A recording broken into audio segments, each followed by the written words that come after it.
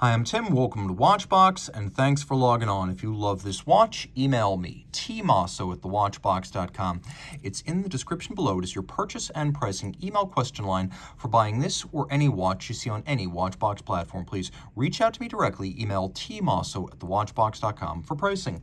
Today, we are discussing a lovely Audemars Piguet Royal Oak Perpetual Calendar skeleton. This is the 25829BA in yellow gold. This is a model that was launched in the early 1990s, and you can see that there are some elements that are redolent of older Royal Oaks here, and I mean that in the best possible way. It is the original size, the 39mm of the 1972 OG Royal Oak, and it has the monoblock case as well. And you can see that case is only 9.4mm thick, and from lug tip to lug tip, we're measuring the case here, that is 47.9mm. Now the watch right here is easy to wear on my wrist. That said, because it does have excellent tolerances retained in the bracelet, you can't pull it straight down. Sometimes when these get ropey and worn, you can start pulling the bracelet straight down out of the lugs. Here it still has a little bit of fight and flare, so it'll flare out over your wrist. Normally I'd say a watch that's 39mm and this thin would wear well on a wrist as small as 13.5 centimeters circumference. I'm gonna say this is more like 14.5, just because every Royal Oak generally wears larger than its rated size. You really need to think of this as a 40 or a 41 round watch to get a sense of how it fits. Now it is very low, so it'll slip underneath the cuff provided your wrist is wide enough for it. The tolerances of the bracelet really are quite good. When these things get worn, they start to move a lot from side to side, and there just isn't a lot of that here. They can also pull down directly out of the lug. See that curvature there? That is the bracelet fighting. It doesn't want to flex down because metal contacts metal. When these things get ropey, you just pull them straight down, and it's a bit of an embarrassment. This one is in excellent condition, and I'm proud to represent it. Now you can see that the finish is to a high degree. Then, as now, finishing a Royal Oak bracelet, really between 9 and 11 hours just for the bracelet. You can see the tolerances between the intermediate links and the primary links, super flush. It's almost hard to see the actual break between them, and the watch has a wonderful solidity to it. It feels like a modern Royal Oak in the hand and on the wrist. You can see vertical finish on the sides. We have the polished shoulder bevel, satination across the top, removable links fixed by screws. And you can see the screws are the correct matching gold.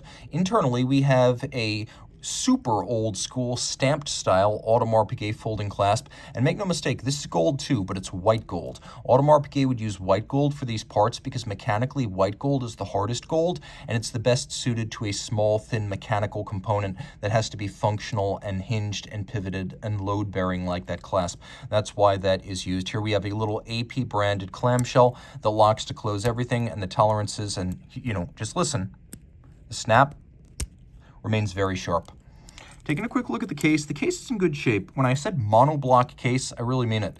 You can see that there's a little notch where the crown and the stem are lowered in from the front. Just like the original Royal Oak, the mid case and the case back are all cut and machined as one piece, which is why there's no seam between the mid case and the case back. Now this is an expensive method of fabrication that AP would eventually scrap because it is an expensive method of fabrication.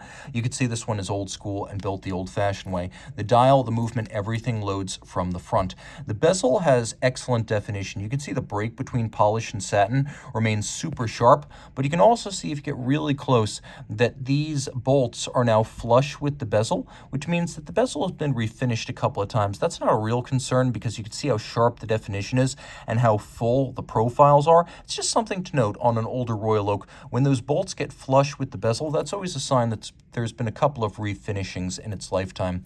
Now the bolts are white gold and the watch is yellow gold, so you can see the contrast between them. The bolts are hexagonal, and so is the crown, which is a pushdown. This being a vintage Royal Oak Perpetual calendar, it was 20 meters back in the day, but assumes 0 meters water resistant today. That's just the nature of vintage watches. Now the rounded octagonal bezel was inspired by a vintage diving helmet. That is where Gerald Genta, the designer of the 1972 Royal Oak, the original, got the idea. We have a lovely dial featuring registers that float above the base on a primary sapphire that bears the scales as well as the minute track outboard. We have lovely handcrafted cut and rounded baton style hour and minute hands. And then we've got our perpetual calendar indications, including the day, the month, the date, and then a moon phase. And you can see for good measure, it's got a northern and southern hemisphere moon phase. Now, it's got a little bit of a quirky leap year phase indicator. You can actually see the mechanism sitting underneath the hand that bears the month. You have to practice a little bit to understand where it's pointing and what the leap year phase is, but that is how it indicates leap year phase. Now, you also note that the movement below, including the module on top, the 2800 module on top of the 2120 base, this module has been entirely skeletonized, and you can see that it has been peeled away to its bare plate, bridges, levers. You can see springs, you can see wheels, and you can see the motion work at center. Both the cannon pinion and then the hour wheel on top of that. And you can see that in action as you set the watch. That's the motion work down there. Flip it all over and things get intense. This is the 2120 based on the old JLC 920 Bausch that was created in 1967 for AP, Patek, and Vacheron. Those three brands are the only ones to ever use it, and Audemars Piguet later gained the ability to build the movement in-house. Now, you can see that this movement is maybe not quite as old as a C-series serial number would suggest, because it has a free-sprung Jaramax style balance that came in later. Now, you can see it is elaborately skeletonized, gold gilded, and engraved. This is the Audemars Piguet you dream about. No expense spared, all the time in the world taken. 4 interior angles where bevels meet on the inside of the balance cock alone. Now, the JLC base uses a beryllium ring with a gold mass on one side. So the beryllium ring is there. It actually pivots on 4 ruby roller bearings. The idea is to allow the rotor and then the mass atop the rotor to be sunken as close to the plates and the bridges as possible without any danger of them ever coming into contact due to shock. That's why those 4 ruby bearings are there. Now, this is a unidirectional winder with a 40-hour power reserve. It's adjusted in 5 positions, which is the high horology standard, and it pivots on 38 joules. It's got a quirky beat rate because, after all, this is a vintage movement dating back to the late 60s. The beat rate is 19,800 vibrations per hour, so against the ear, it has a heartbeat that is all its own.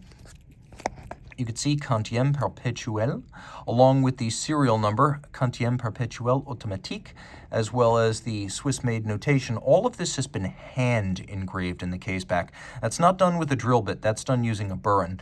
And you can see just how gracefully this movement has been finished. No two exactly alike. You can even see that there's an open barrel that allows you to see the coil of the mainspring.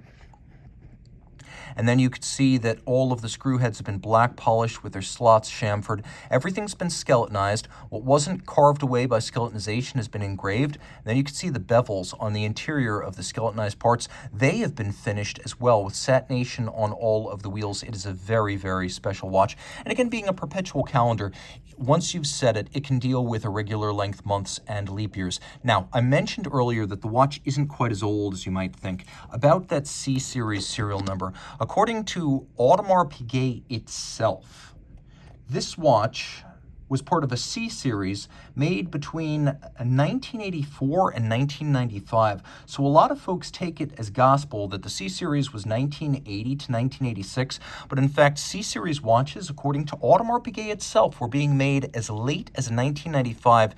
And you can see this one's a relatively late C-series, and with the combination of the model debuting in the early 90s, the late C-series, the revelation about when the C's were actually made, and then the free-sprung balance that wouldn't have been featured on a lot of 80s Royal Oak Perpetual calendars. You can tell that this is an early 90s model because it also has the pre-1995 gold hallmarks on the back. Reach out to Team Mosso at thewatchbox.com for purchase and pricing details.